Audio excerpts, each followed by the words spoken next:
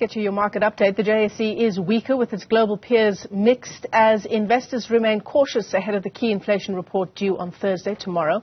For more insights on the latest market moves, let's bring in Khanyisa Ngesi, Absa's Group Investment Solutions Head. Khanyisa, it's great to talk to you. Markets, together with the Rand, are flat so far today. What's driving those moves?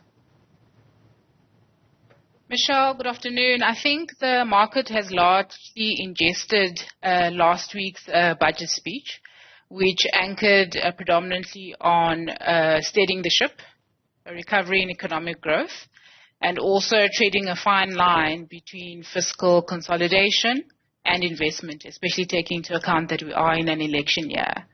I think now what we are seeing is that outside of any exogenous global factors, we are seeing a focus more on local news flow and sector-specific sentiment, especially in light of all the trading updates and the market updates and the results and the company results that we have seen coming through. With regards to where we are currently, the top 40 down 1.2%, and the Rand to the US dollar is currently trading at 19 Rand 25 relative to yesterday's close of 19 Rand 10. Yeah. Woolworths reporting a 7.5% fall in half-year earnings. What do you make of those numbers? Michelle, not too surprising, taking into account that there's been a huge pullback in discretionary spending and some local factors, i.e. our logistics crisis, our energy crisis, etc. Interestingly enough, this isn't only unique to South Africa. Woolworths also highlighted that they've seen the same trend in Australia. If you look at specific segments within their market, for example, the mid to upper consumer, which speaks to their fashion, beauty and home retailing, it also saw a fall specifically in these results. If you look at total group turnover, including concession sales from continuing operations, so this would include the David Jones retailer that was sold last year, it rose by 5.4%. Woolworths also highlighted the increasingly challenging macroeconomic backdrop that we've seen, and also the sustained base effects of the high interest rate regime and just general higher living costs.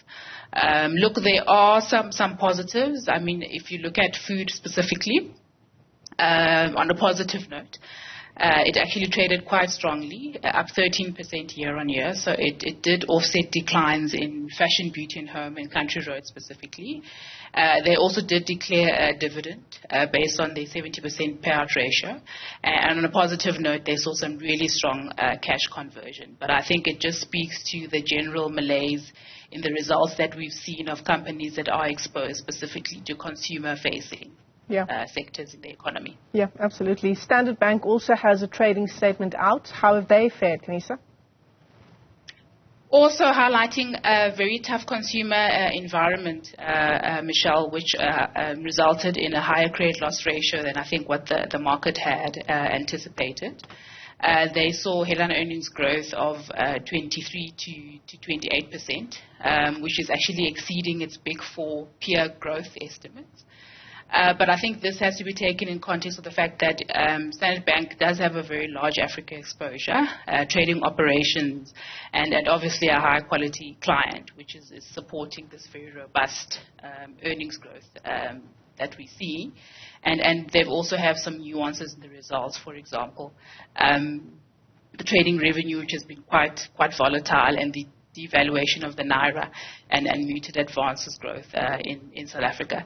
Standard Bank is currently trading at a 1.4 times price to book, Michelle, which I think it's fair if you take into account that we are going to see at some stage a decline in interest rates and trading revenue growth slowing off quite a high base. Well, we're all hoping for that decline in interest rates, aren't we? Cashbuild's interim results for the 6 months that's ending Christmas Eve 2023, they're out. What is standing out for you from those numbers? What's standing out for me, apart from obviously them sort of guiding to a significant decline in earnings, I think is the fact that revenue was flat, gross profit was flat, but margins were significantly impacted, and I think that's what has stood out.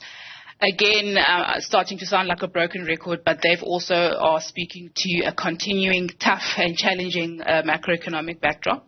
And I think that even though it's repetitive, but it's something important to note, because the expectation is that even though we are moving into a regime of potential interest rate cuts in the second quarter of this year, a lot of the adverse and pressurized impacts on the economy will still be there and will still be felt in the larger economy, not only by consumers, but by the companies that service those consumers. So I think that was the key highlight for me, that we're still in for a very tough ride, and we will still see that coming through in the company results going forward for the rest of this year, actually.